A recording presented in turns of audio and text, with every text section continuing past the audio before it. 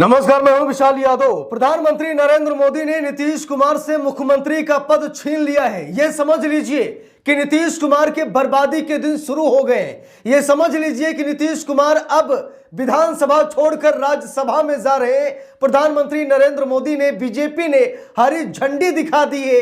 यह समझ लीजिए कि बिहार में नए मुख्यमंत्री के नाम का ऐलान भी कर दिया है। दोस्तों, हम सभी लोगों को मालूम है कि जब बिहार चुनाव के रिजल्ट सामने आए थे, जिसमें बीजेपी 89 सीटें लेकर आई, वहीं पर जेडीयू यानी नीतीश कुमार की पार्टी 85 सीटें लेकर आई, उसी समय ये कहा जा रहा था कि जब बीजेपी की ज्यादा सीटें आई हैं तो बीजेपी अपना सीएम लॉन्च करेगी। लेकिन तब नीतीश कुमार शायद भाग जाते, नीतीश कुमार कुछ बड़ा बवाल कर देते।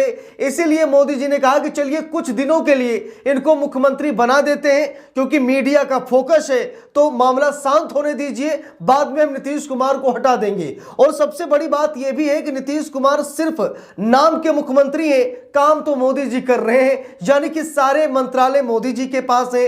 मोदी जी ने बिहार का पूरा कंट्रोल ले लिया है।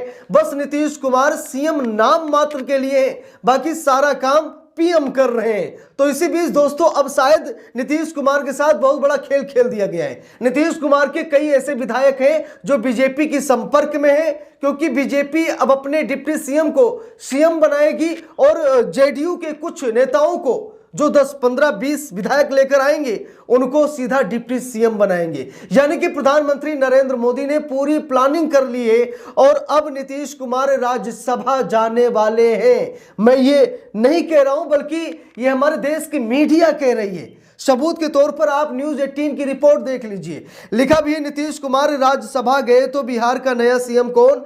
रेस में ये 3 बड़े नाम, जानिए किसकी दावेदारी सबसे मजबूत। अब यहां पर 3 नाम भी सामने आ गए कि अगर नीतीश कुमार राज्यसभा में जाएंगे तो फिर ये 3 चेहरे हैं, जिनमें से एक बिहार का मुख्यमंत्री बनेगा।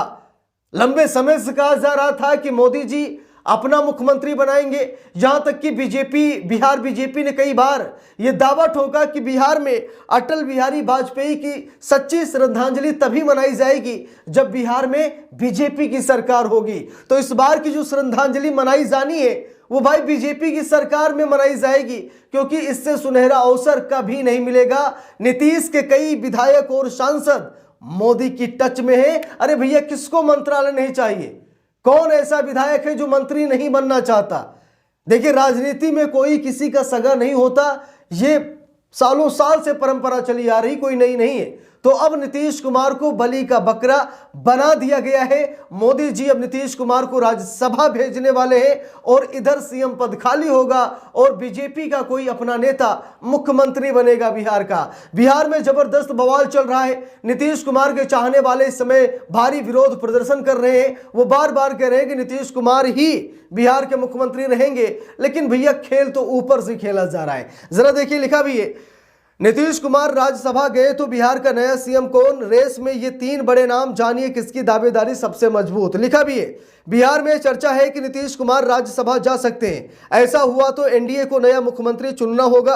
रेस में सम्राट चौधरी सबसे मजबूत माने जा रहे, जबकि विजय कुमार भी दावेदार हैं। निशांत कुमार का भी नाम चर्चा में है, लेकिन अनुभव और राजनीतिक आधार की कमी से उनकी संभावना फिलहाल कमजोर मानी जा रही है। तो ये समझ लीजिए, निशिकांत कुमार का नाम चर्चा में जरूर है, लेकिन ना के बराबर है। मुख्यमंत्री या तो बनेंगे सम्राट चौधरी या फिर विजय कुमार, यानी कि इन दोनों में से कोई ना कोई एक मुख्यमंत्री बनेगा। देखिए, लिखा भी है खबर में, बिहार की राजनीति में इस समय हलचल तेज है। मुख्यमंत्री नीतीश कुमार गुरुवार को राज्यसभा के लिए नामांकन भरेंगे। अगर वे राज्यसभा चले जाते हैं तो बिहार की राजनीति में बड़ा बदलाव हो सकता है। ऐसी स्थिति में एनडीए को नया मुख्यमंत्री चुनना पड़ेगा। पिछले साल नवंबर में एनडीए को नीतीश कुमार के नेतृत्व में जोरदार जीत मिली थी। अब सवाल यह है कि अगर वे राज्यसभा जाते हैं तो बिहार का अगला मुख्यमंत्री कौन होगा? फिलहाल 3 नामों की चर्चा हो रही है। आइए जानते हैं कि सीएम की रेस में कौन कौन शामिल है और किसके पास कितनी संभावना है।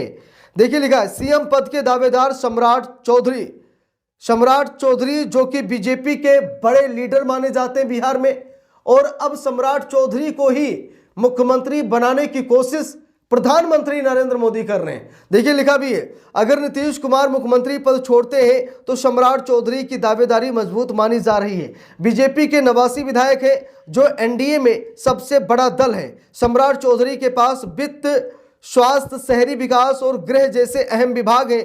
वे बीजेपी विधायक दल के नेता भी हैं और संगठन में उनकी अच्छी पकड़ भी मानी जाती है। तो देख लीजिए, सारे विभाग सम्राट चौधरी के पास हैं, चाहे वो वित्त विभाग हो, स्वास्थ्य विभाग हो, शहरी विभाग हो या फिर गृह विभाग हो, यानी कि सारे बड़े विभाग वो किसके पास है? वो सम्राट चौधरी के पास है, यानी कि बीजेपी के पास है। तो जब इतने विभाग को सम्राट चौधरी संभाल रहे हैं तो भाई मुख्यमंत्री के लिए बचा ही क्या?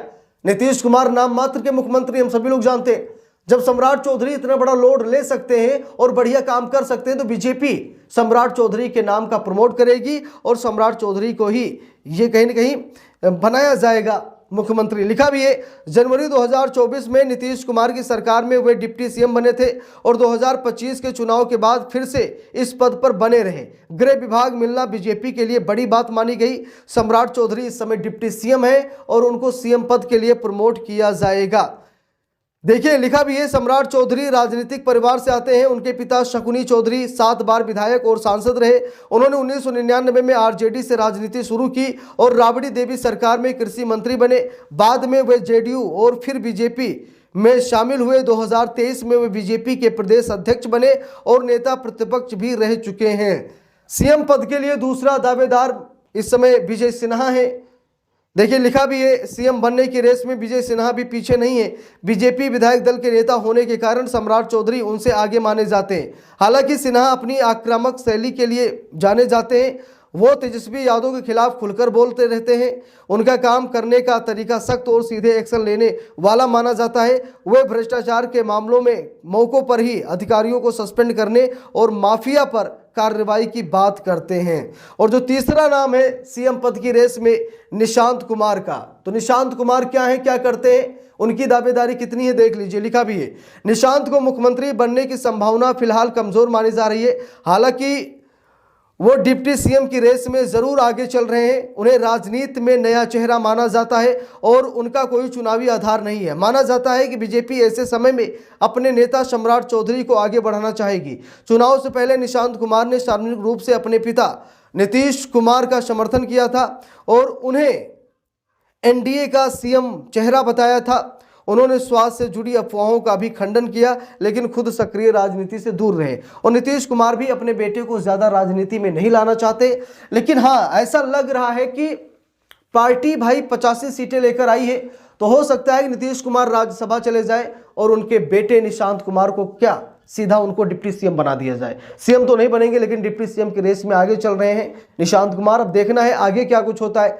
बाकी आप लोगों की क्या राय है, बिहार में क्या होने वाला है, कमेंट करके जरूर बताइएगा। वीडियो को लाइक शेयर, अगर चैनल पर नए हैं सब्सक्राइब करके सपोर्ट कीजिएगा। मिलते हैं दूसरी वीडियो में, तब तक के लिए बहुत बहुत धन्यवाद।